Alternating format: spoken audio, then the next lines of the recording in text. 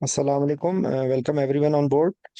Um, Today we will be just having a peep into a very important subject which we are facing in every patient, and the basic concept of this multimodal analgesia. Okay, everyone must have heard about it, and actually it's a topic which I think majority of people know it very well, but we will just try to dissect a little bit just for sort of revision sort of thing.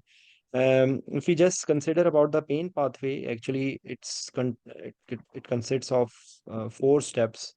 Okay, transduction, transmission. Am I audible to you?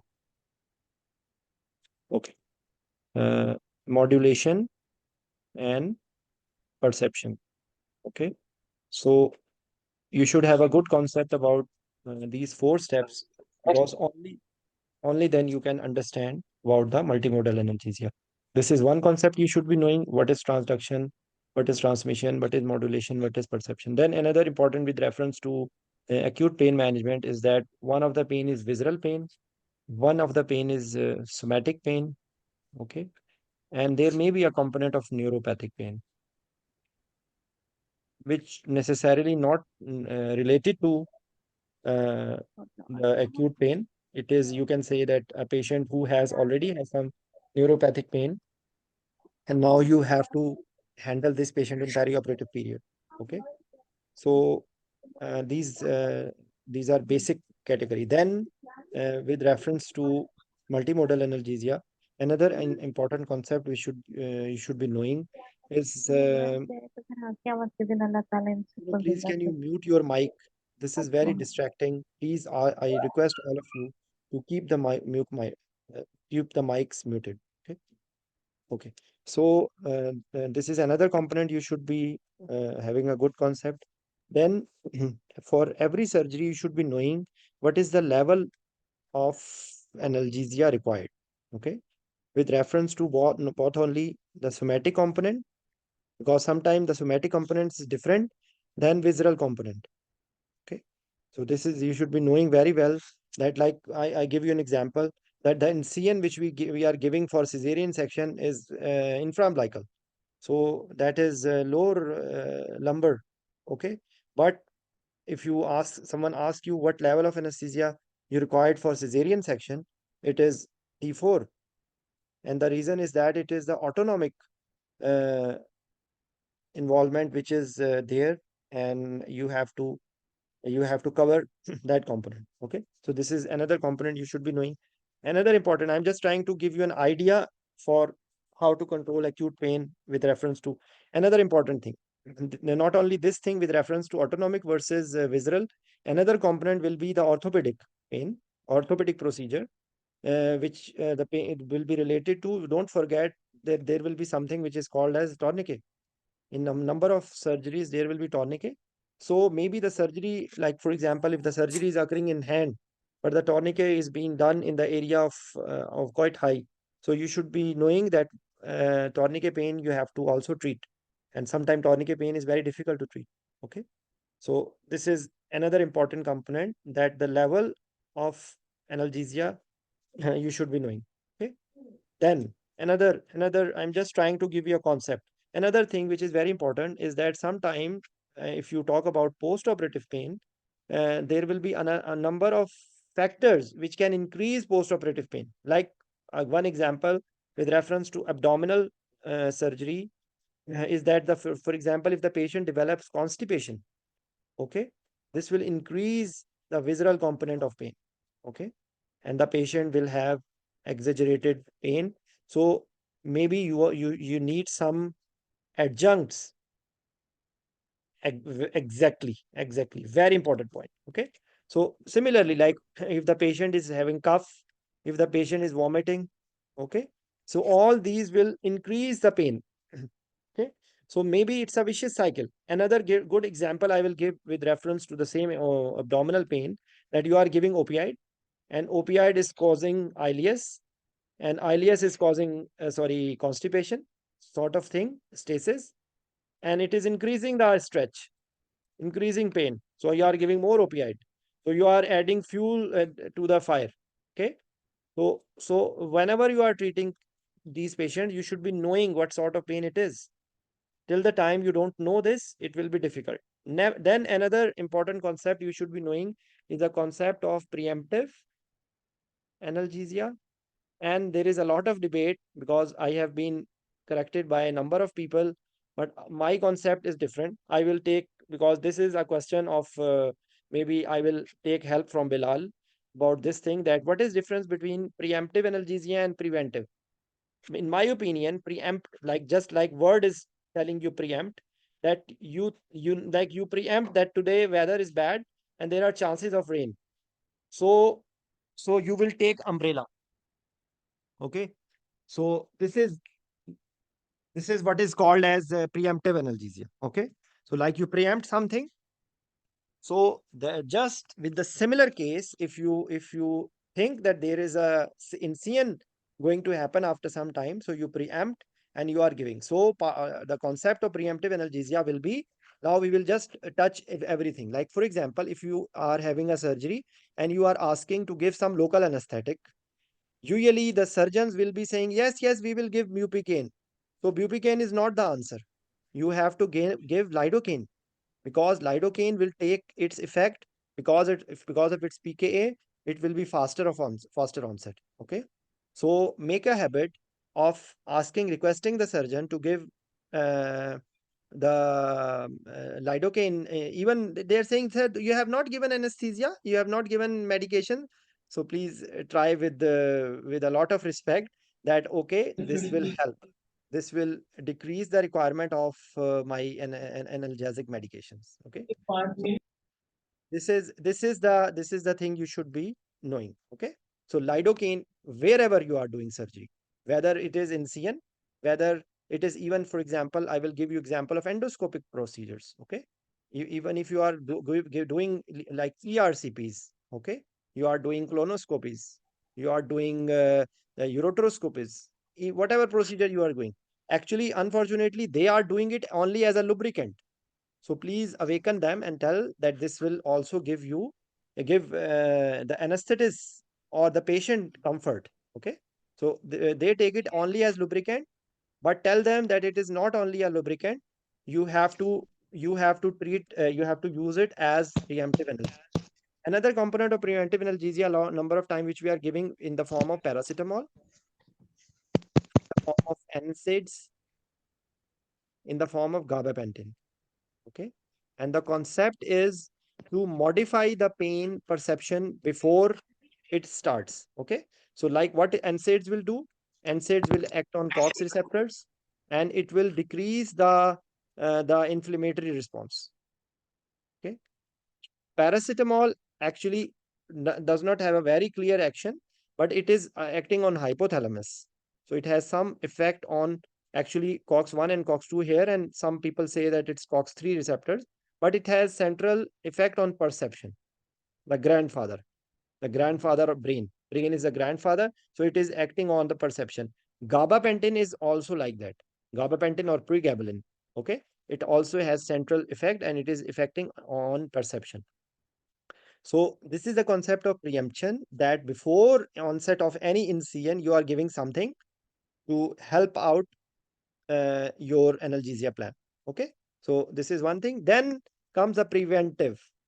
Like some people, like I have a debate with a very senior person. I couldn't understand.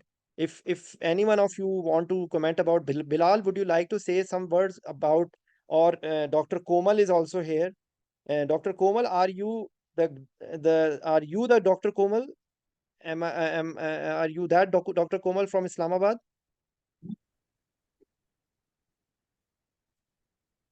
Anyone wants to? Bilal, would you like to say something about this topic? Or because in my book, preventive analgesia is when, like for example, you know that there will be some increase in requirement of pain at certain procedure, or at certain step of the surgical procedure, or you know that the medication which you had given, its effect will going to finish by that time. So you are giving before that, rather than you receive the having patient having tachycardia or any bad signs of pain, and then you are giving. This is my concept. Maybe I am wrong. Okay, so if someone wants to correct me, I will be okay. Okay, no problem. So maybe if anyone wants to correct it or check it out, I will be very happy to be corrected later on. So let's proceed forward. So this is the concept of preventive analgesia and preemptive analgesia. We talked about the visceral component of the pain.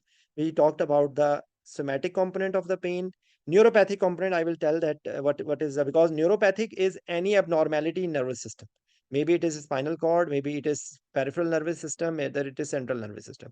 So all the pain, actually complex pain syndrome like CRPS or phantom limb pain, okay, or there will be so many types like post-herpetic neuralgia. Okay, so these are all example of neuropathic pain. Because we cannot cover everything, I will try to give you a concept which will help you in understanding also. CRPS is in one of them, phantom limb pain is one of them, trigeminal neuralgia is one of them, post-herpetic neuralgia is one of them, and there are so many sympathetically mediated pain. Uh, how to do this? Start meeting summary with, I don't know what's this. Dr. Hani, can you tell me what is it?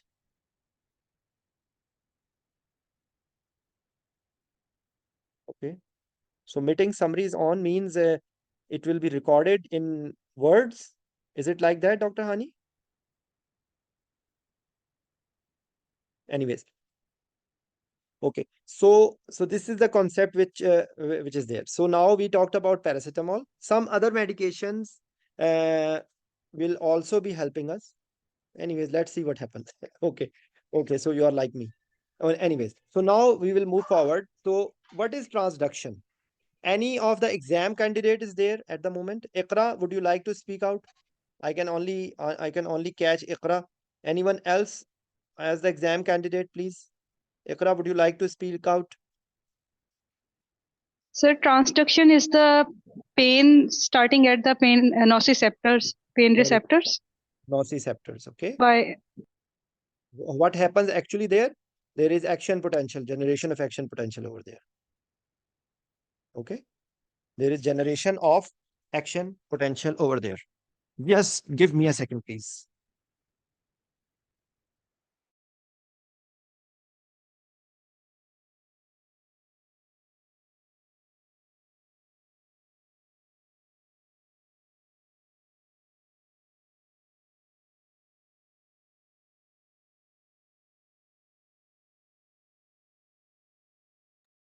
I'm sorry. I'm sorry. Actually, this someone was using the something which was irritating me. Anyways, so please continue, Ikra. So nociceptor, so it's creation of action potential. So what do you think this transaction can be blocked by which things? How can we block the transaction? so local anesthetics. Local anesthetic at the place. Okay, you can say local infiltration. Okay, either local infiltration or topicalization.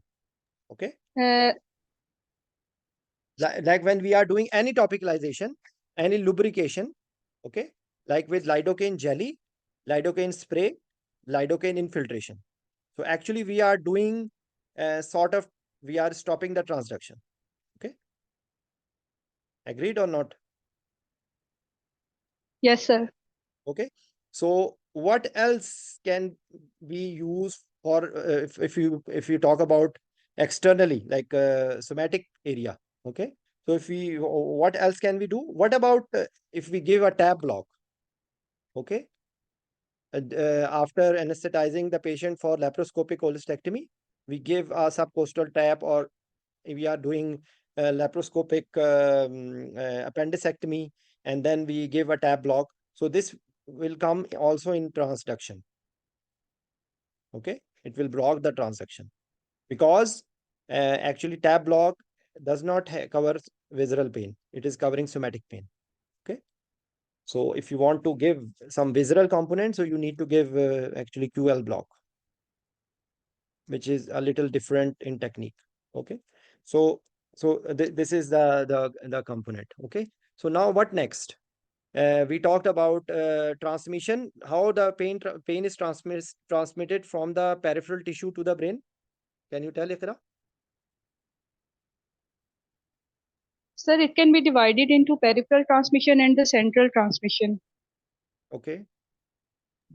So three order neurons होते हैं इसमें, uh, Okay. starting from the First, receptors to the dorsal ganglion of the spinal cord. okay. First order. Then from the dorsal ganglion, the neurons travel towards the spinothalamic tract of the opposite There is side.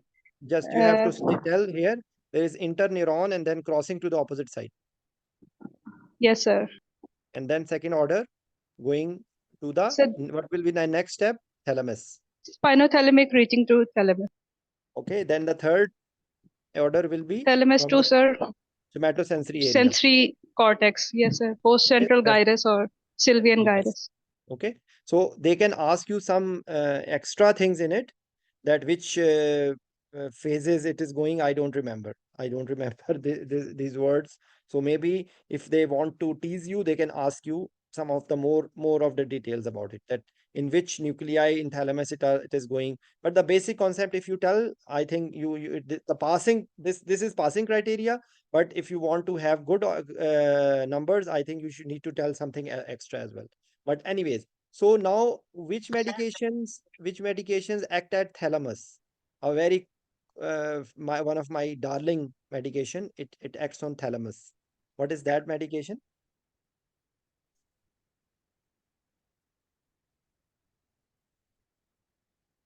Have you heard about this medication? Yes, sir. Ketamine. Okay, so ketamine In or this lesson, you will learn about taking a road leading to the right at around.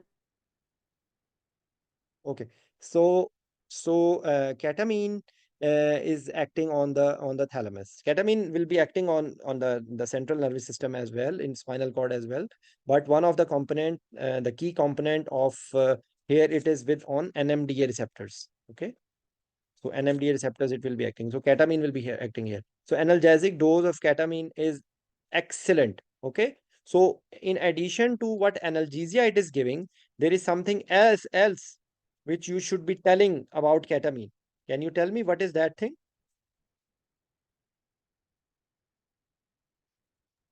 Sir, its sedative properties and causing Sedative hallucinations. properties. No. We are talking about pain. So forget about ketamine as a hallucination or that thing. We are concentrating. So have you heard of Dissociate. anti-hyperalgesic effect? Okay. So this is the property which is very important. This is the anti-hyperalgesic property of ketamine, which actually the opioids. Have you heard of opioid-induced hyperalgesia? So actually, use of Yes.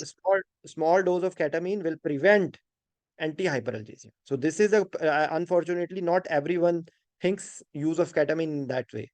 So if you are using ketamine in a very tiny tiny dose, very small dose, okay, like you can say 20 to 25 milligram in adult, it will give you a wonderful analgesia without any side effect.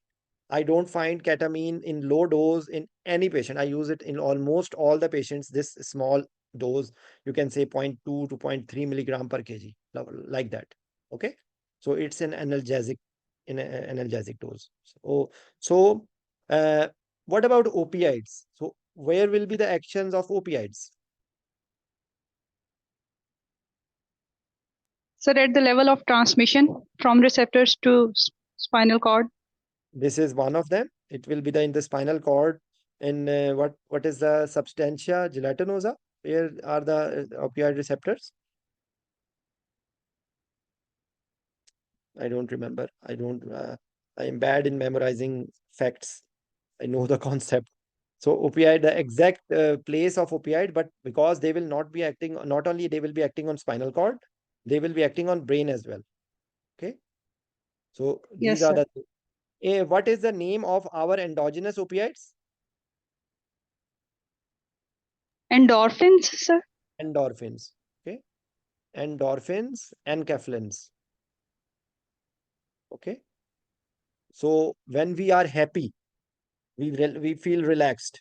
Okay, so one of the component of our internal mechanism of uh, like you can say calmness is actually release of endorphin and enkephalin when we are emotionally relaxed. So you can say that there is a mechanism of this treatment. Actually, this is a known therapy which is called as aromatherapy. So actually, aromatherapy is acting with this release of endorphin and enkephalins, which is giving you a sort of pleasantness. Okay, so this is, you can say, our endogenous opioids. So this is just an extra thing. This is not actually related to it, but that's why environment matters. That's why this is, you can say, psychological component of pain, because this will be coming more on patients on chronic pain. So this is also a component of this thing. Okay. So opioids will be acting not only on the brain and spinal cord in multiple levels. It will be acting on transmission and also you can say on modulation. Okay. So now think about modulation. So what medication you think acts on modulation in addition to opioids and also ketamine actually? As anti-hyperalgesic property is actually is modulation. Okay. So modulate is just like a radio, modulator is the one which is increasing or decreasing. So there is a concept of primary hyperalgesia, okay, and secondary hyperalgesia, which I don't have a very good concept, but I will just try to explain that like there are something which is occurring immediately and something occur after some time, something acting with reference to peripheral tissues. So what is the role of uh, NSAIDs in modulation? Yes, Ikra? Sir, NSAIDs modulate at the level of nociceptors, Very modulate good. the transduction. What is the if it's what something with called as triple response? Okay, flare and edema. Okay, so if you have given, that is the concept of preemptive analgesia. If you have given NSAIDs before NCN, the response in even there is something else which is also acting is steroids, dexamethasone. Okay, so dexamethasone is also acting as a modulation to release of further release of this inflammatory mediators.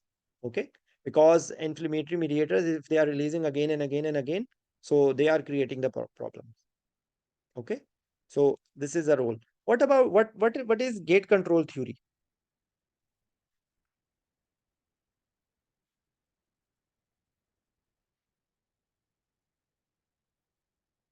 Yes, please.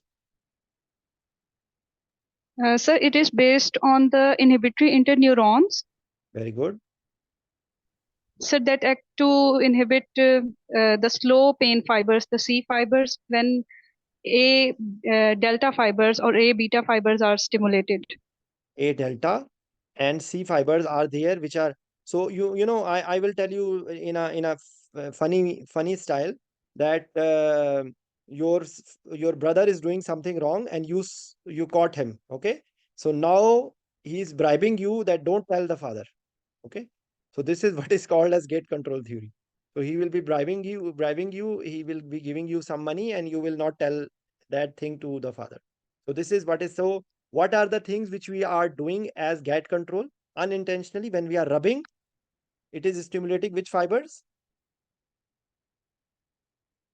When we A have beta pain. fibers, sir. Very good. A beta. So if you don't you want to remember, B for big, B for beta. Okay. So A beta fibers. So they are actually closing the door. This inhibitory interneurons, they are closing. This is an imaginary door which is being closed over there. What else? What else therapies act on gate control? Or what other medications act on gate control? So TENS, transelectrical nerve stimulation theory, Very good. works on this gate. There are two more things similar to that. Acupuncture. Okay. The Acupressure. spinal cord stimulation. Very good. spinal cord stimulation is also like that. Spinal cord stimulator. Okay. And one medication, the red chili, not red chili restaurant, red chili capsicum. Okay. So there are a lot of topical gels, topical ointments in which this capsicum is there. Okay. Deep heat is available in everywhere in Saudi Arabia as well as in Pakistan. It's example of one of them. It is also creating, it is acting with reference to which substance it is acting or via substance P. Okay. So this is all about the concept of multimodal analgesia. Few of the medications are left where this dexmedetomidine acts. Sir, it is centrally acting alpha 2 agonist. So does it actually anti-nociceptive?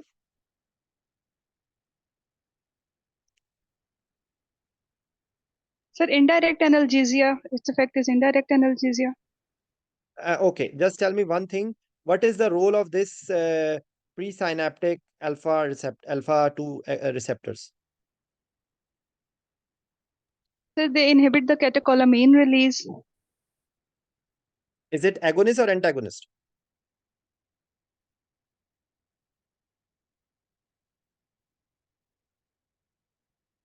Sir dexmed Relax. का पूछ रहे हैं आप Yes, yes, dexmedetomidine ka. Sir alpha 2 Dexmedetomidine. Agonist है Very good. So how it is blocking?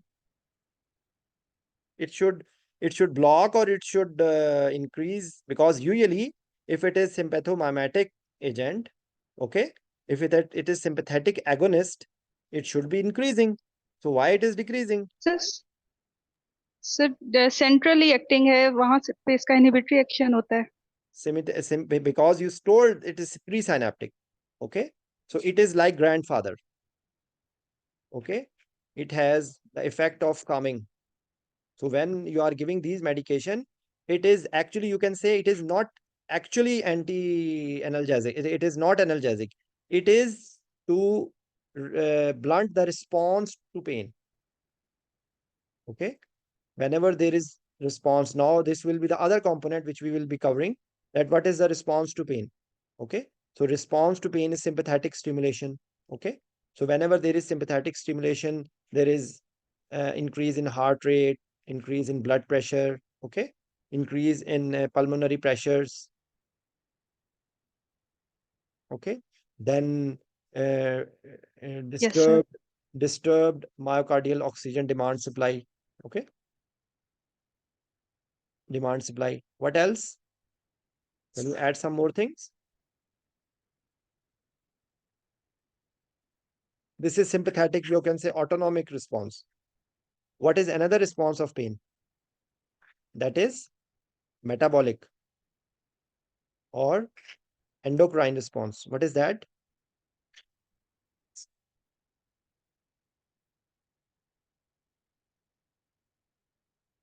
Increase in all stress hormone, increase in cortisol. Okay. Increase in growth hormone, increase in this one ADH. Okay. So they are all bad hormones. They are creating edema. They are creating like, this is a metabolic component of stress response. Okay. Which hormone effect is decreased or its sensitivity is decreased? All are usually increased. Insulin sir Very good. Okay. That's why there is hyperglycemia. Okay. So like this is the whole of the concept that they can ask you, or you should be knowing what are the harmful effects of pain. If you have tachycardia, it will create problem. If you have increased blood pressure, it will create problem. Okay. So this is the reason why we should be giving multimodal analgesia. Okay. So this is the whole concept of multimodal analgesia. So paracetamol, NSAIDs, dexmedetomidine, ketamine, gabapentin, opioids, local infiltration, this acupuncture TENS. There are some other medications which we are using as nitrous oxide. and Antonox. Okay. So these are all the things which you should be knowing all, and there are some other therapies like hypnotherapy, and one of them, as I told you, aromatherapy. Okay. So electrical therapies, transcutaneous electrical nerve stimulation, acupuncture, acupressure, spinal cord stimulation. So actually, this was a question asked to me in a European diploma in anesthesia exam. He said when you pinch, there is pain. How this pain is perceived in the brain? So in one question, they asked everything, the basic concept of pain, like all the medications, all everything. Now we will just add on something that there will be one central neuraxial block, one peripheral nerve blocks, okay, one compartment blocks, okay, and we talk about local anesthesia, either infiltration or topicalization. Another not directly related to it, but you should also mention it, is amla cream, which is used for like any procedure. Actually, amla cream is being used for waxing as well. Actually, some people use it for that one as well, but it's usually for IV lines. Okay, amla cream. It is what is abbreviation of amla? Syntactic mixture of local anesthetics. Okay, what is the side effect of amla?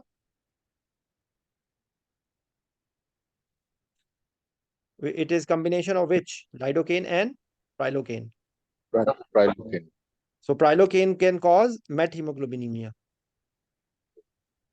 Okay. Methemoglobinemia is treated by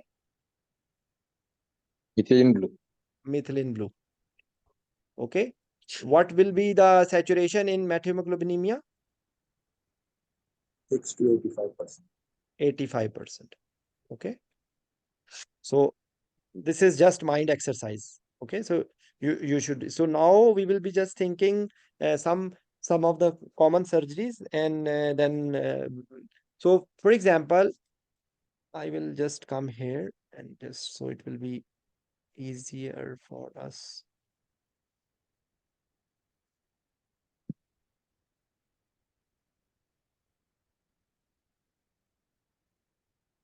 Okay. So this is agonists used in TIVA, causes a decrease of sympathetic tone with diminution and yes, very good. So it is modifying the response to the pain. Okay. There are other medications which we can use is beta blocker, and this dexmedetomidine is one of them. Overall multimodal analgesia. Usually, I have seen majority of people don't give paracetamol at the start of the surgery. They are saying we will give it at the end, but they are denying the patient from a excellent analgesic intraoperatively. So you should give it. Okay. So we will just peep through some of the surgeries like that. Appendicectomy, whether it is open or laparoscopic. For laparoscopic, what can be your analgesia plan? Like you can give paracetamol, you can give NSAID, you can give local infiltration, or you can give tab block. Along with that, you can give post-operative PCA. Some words about PCA. The people who don't use PCA, there are some, yes, Dexa. PCA is in two forms. One is patient control analgesia, one is nurse control analgesia, and one is patient control epidural analgesia. Okay, so like in the basic component, the concept of PCA is that it decreases the window period in which there is pain and the patient is not receiving the medication. So it is improving the patient satisfaction.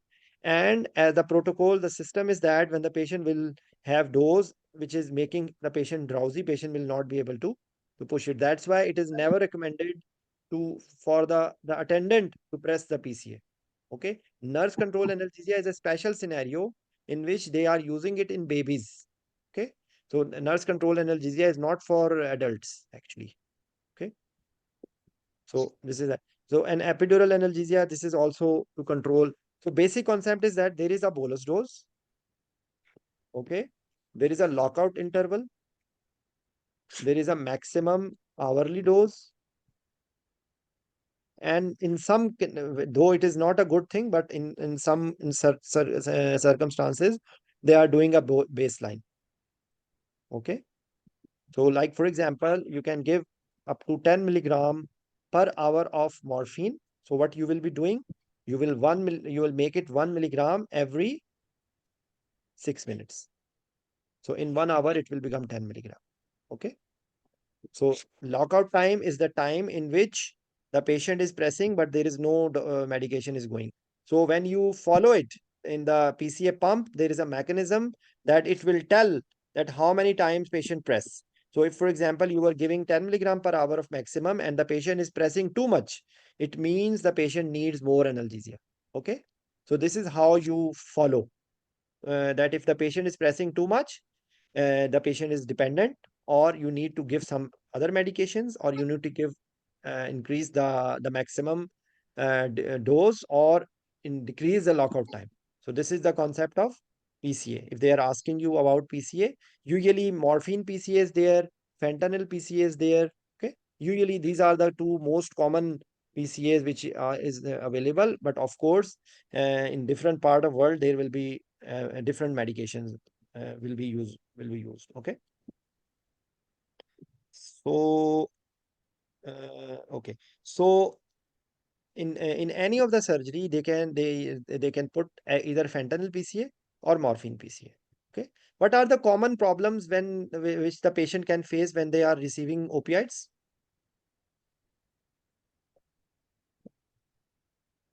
Respiratory depression. I'm sorry. Respiratory depressions. I'm sorry, your voice is not coming clear. Can you say it again? Or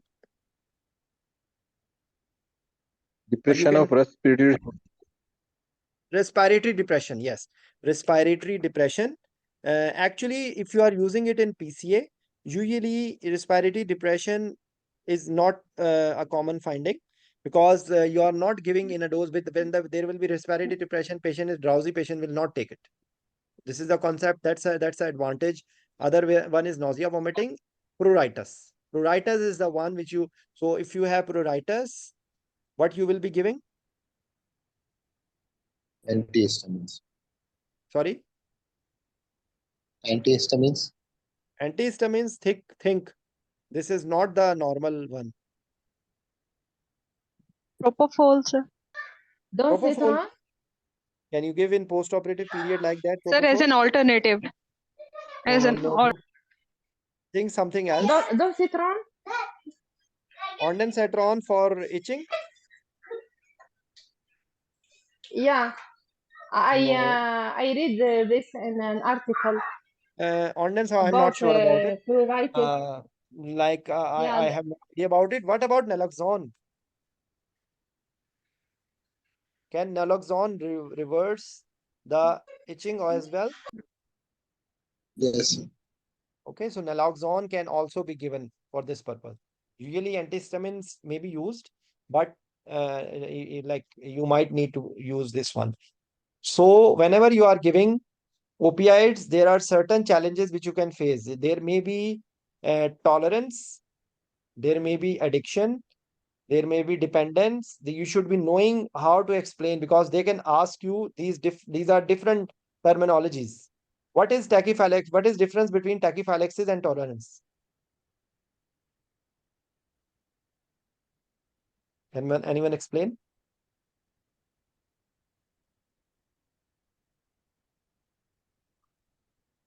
Actually, tachyphylaxis is, you can say, it occurs in a short duration. Okay. So maximum effect is achieved, and no matter you are increasing the dose, there is no further effect. Okay.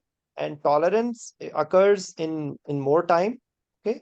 And it is that more required dose is required for the same effect. Okay. And then dependence, that patient has psychological or physical dependence. Patient starts having side effects if the patient is not receiving that thing. Okay. Addiction is even extreme of dependence. Okay. So you can read about it, because they can Yes. Now, Bilal, don't check me. I don't remember. What should be doing? I think this should be propofol. What is the drug of choice to treat wooden chest syndrome? Which medication will cause wooden chest syndrome? Yes. Anyone, please? Fentanyl cause. Huh? Fent- Fentanyl will do it. fent- But how to treat it? Naloxone. Naloxone? Yes. Mm, Bilal, can you tell, please?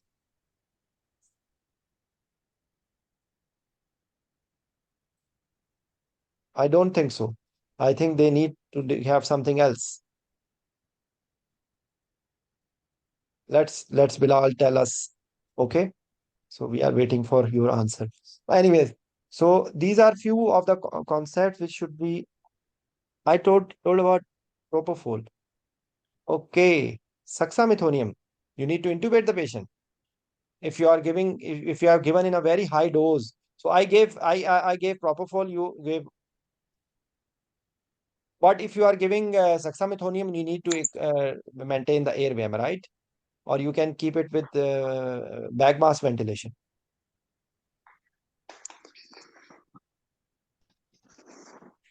Okay. Okay, Bilal, thank you. Because wood chest is dopamine receptors mediated. Okay, okay. Unfortunately, uh, I don't have knowledge about this specific topic.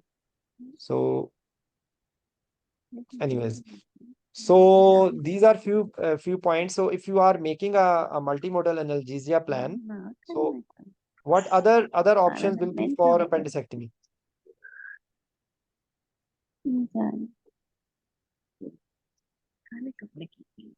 If it is open appendicectomy, what will be the other choices for analgesia?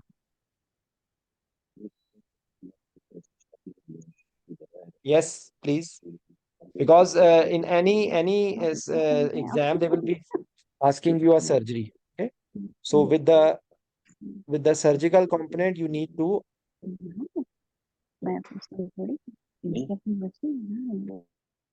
Okay, please, who will be answering this? What other options you can have for appendicectomy?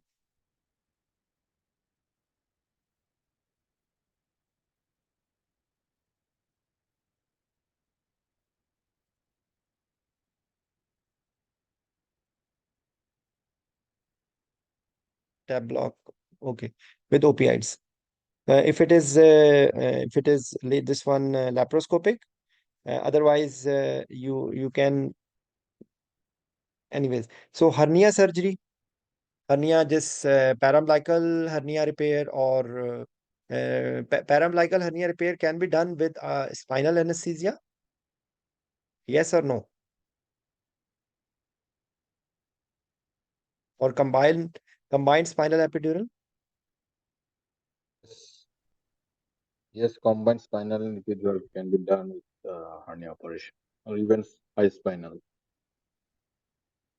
Never say this word high spinal. Okay, word high spinal is not a good word, because high spinal, what is high spinal, by the way?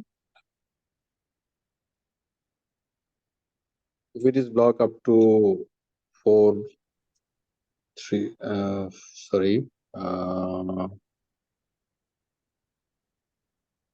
What is difference between high spinal and total spinal?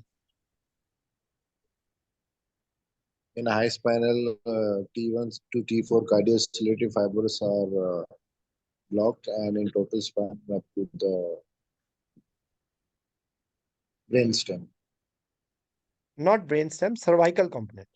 Okay, cervical. Yes. so so this is the difference between because it will be blocking the diaphragm.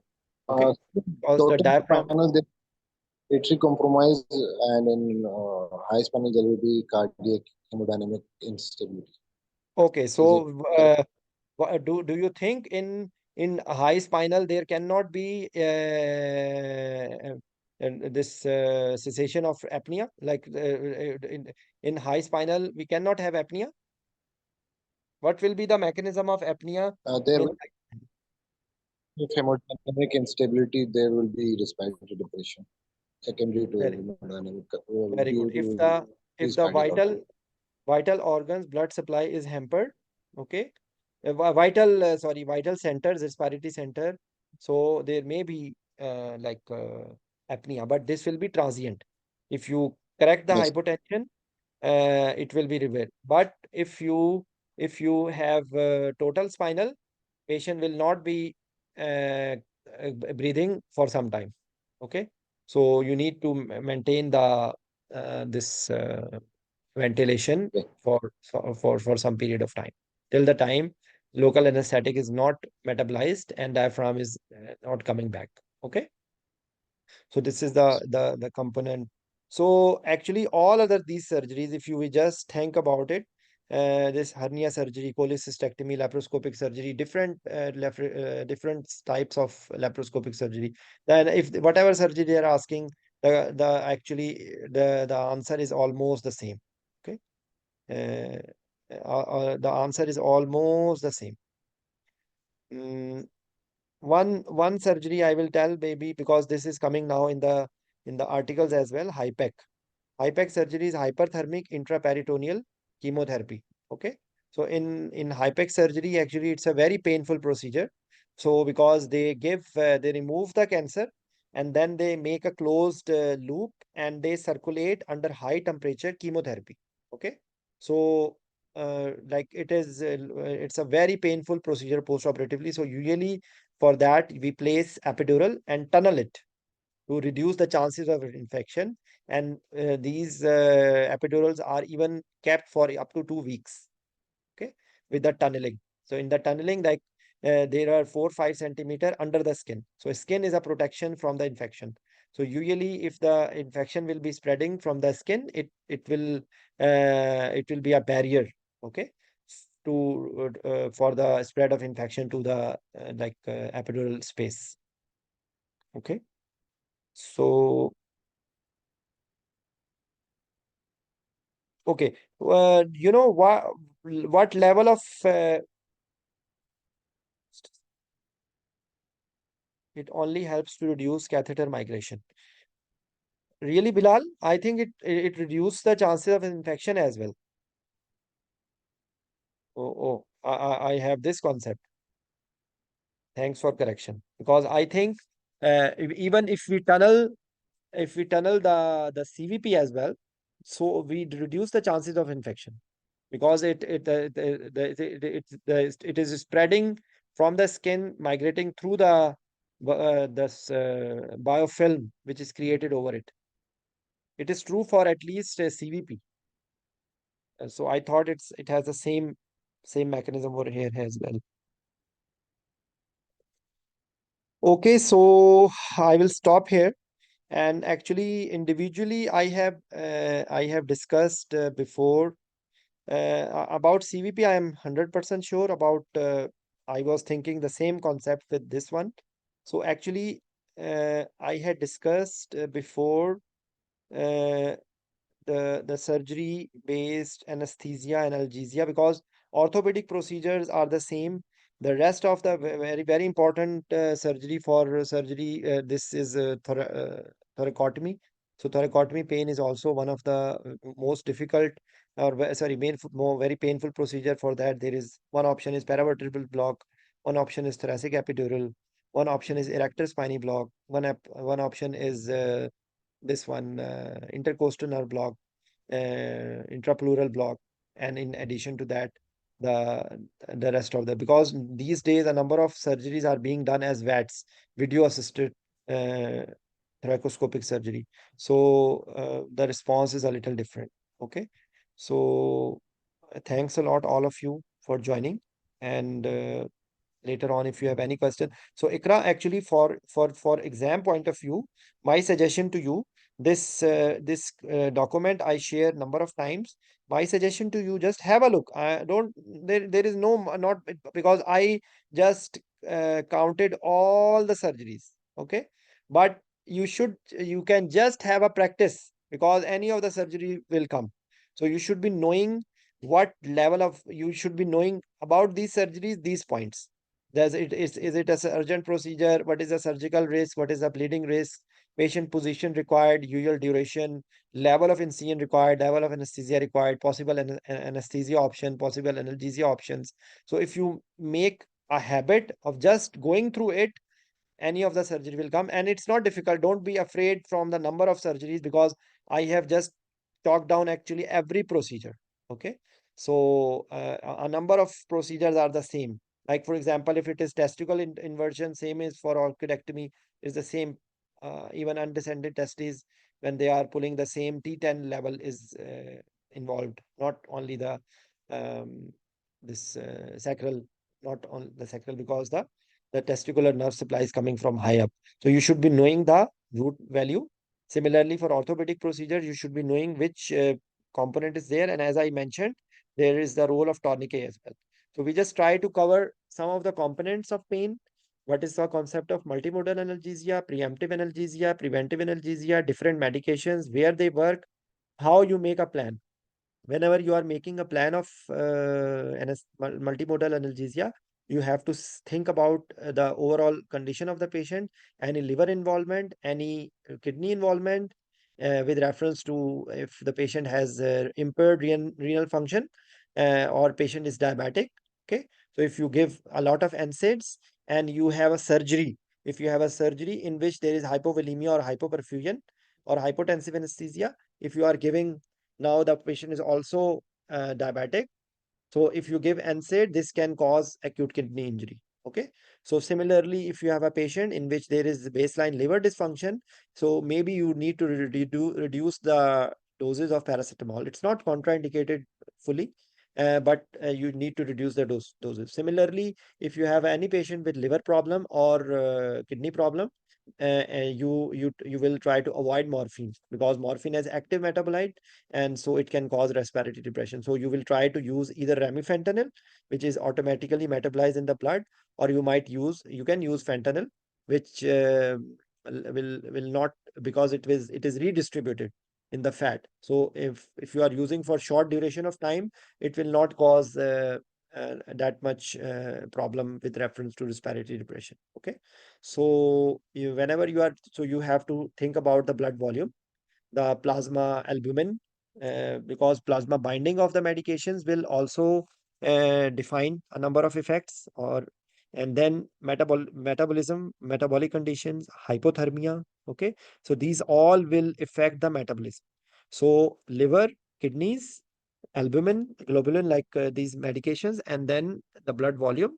And you have to make the individual plan. You have to discuss with the surgeon where will be his incision, what he will be doing, the extent of the surgery, duration of the surgery. Then you can make a proper analgesia plan. Okay, dexamethasone, dexmedetomidine, ketamine, paracetamol, and other fecal softeners, or cough suppressants, or incentive spirometry, or good analgesia will lead to a better outcome of the patient. So they can ask you in a different way. And another last one more thing I will tell you, that if you don't treat acute pain nicely, this will be a big factor for post-operative uh, chronic post surgical pain. Okay, so that's what is our favorite CPSP. Okay, so I always name it at CPSP. It's a chronic post-surgical pain syndrome. So it is actually a chronic post-surgical pain syndrome for all the residents. Okay, so CPSP is one of them, and also it is a risk factor also for development of neuropathic pain. Okay, one special category is phantom limb pain, which can occur even after mastectomy. Not only the limb, can also occur after mastectomy. Okay, so in some centers, actually, you after uh, mastectomy, sometimes they are doing the reconstruction as well in the same go. There will be limited number of people who will be doing this, but it is also happening somewhere. And another important thing is that there are certain surgeries in which there are more chances of post even orchidectomy. Very good, Bilal. Thank you. Orchidectomy will also enucleation also of the eye. Okay, so it can also, like, it is development of a pain in the place of missing organ. Okay, like missing organ or missing limb, But the brain, there is remapping. So there is also development of neuroma. Okay, so there are different theories for the development of this phantom limb pain. And chronic post-surgical pain, you will be surprised that one of the surgeries which is notorious for the post-surgical pain is also cesarean section. Seemingly a simple procedure, but it is also associated with chronic hernia is also associated with chronic post-surgical pain. So you have to be careful about it. If you don't treat acute pain, it will lead to chances of development of either persistent pain or chronic pain. Okay. So do have a look on this document, and in the this my channel, there is a lot of discussion because pain and this regional anesthesia is my uh, like my interest. So I have discussed a number of times these things. I have discussed about regional anesthesia, and this session was conducted by our hero Bilal, epidural for liver resection surgery. Okay, there was I have discussed about knee surgery, circumcision. So I will suggest you to have a look. Our discussions are like this: discussion based, conceptual based. After you listen to these discussions, when you open the book, it will become very easy for you to grab the knowledge. Okay, so thank you very much for joining and giving me honors. And Ikra, I will suggest you to have a prepaid answer for analgesia. We will try to have a similar discussion of perioperative fluid management. Okay. So because whenever you are giving anesthesia, Inshallah. these are the things which you should be knowing. Induction, we had a class on induction. Analgesia, I have told you. Now you can bring the wherever the regional anesthesia can come, any compartment block, any peripheral nerve block, any central neuraxial block, either epidural, spinal or caudal, paravertebral, erector spiny block, PAX block, okay, QL block, TAP block, or peripheral nerve blocks. Even in peripheral nerve blocks, there are compartment blocks. Like if it is a sci-fi block, okay, it's a compartment block. If you are giving this adductor canal block, it's also sort of compartment block. You are giving this Pang block, it's also sort of giving, you are injecting in a, you're not blocking a specific nerve, you are injecting a relatively high volume in a proposed space. So this is the difference between, they can ask you a question that what are different compartment blocks which you use in anesthesia. If they try to have an innovation, they can ask you such questions. Otherwise, you should be knowing the landmarks, because this is not this discussion for that thing. You should be knowing about airway management. You should knowing about possible risk factors in any surgery. Okay, so there will be some risk factors from the surgical side. There will be some risk factors from the patient side. Okay, like patient comorbidities. So you have to think about it. Even surgery can cause certain surgeries can cause risk. Like for example, if you have a aneurysm surgery, it is a risk factor for renal. It is a risk factor for spinal cord. It is a risk factor for limb ischemia. Similarly, if you have a surgery in which you are using tourniquet, it has a similar effect. Uh, so you should be knowing about the problems associated with that surgery. Any surgery in which there is vagal stimulation, it's a risk factor for bradycardia. So you should be anticipating, like laparoscopic surgery, this cervical surgery, this anal procedures, eye procedures, even mastoid surgery. You can have bradycardia, sudden bradycardia. Okay. Usually, as I mentioned before as well, that usually airway irritation usually cause tachycardia, but believe me, it can cause bradycardia as well. So you should be making a list, any procedure or any steps in which there may be bradycardia. Yes, hemorrhoid is also one of them. So you should be knowing what are the procedures which are notorious for bradycardia, what are the procedures which are notorious for bleeding, what are the procedures which are notorious for like you should be knowing things like that. Okay, so any positioning is a very important. A specific monitoring, you should be knowing what specific monitoring you are using other than standard 1 and standard 2. Any invasive monitoring with reference to cardiovascular system, any monitoring with reference to electrophysiological monitoring. Okay, any monitoring with reference to neuro monitoring, sorry, nerve monitoring. Nerve monitoring and neuro monitoring is a little different.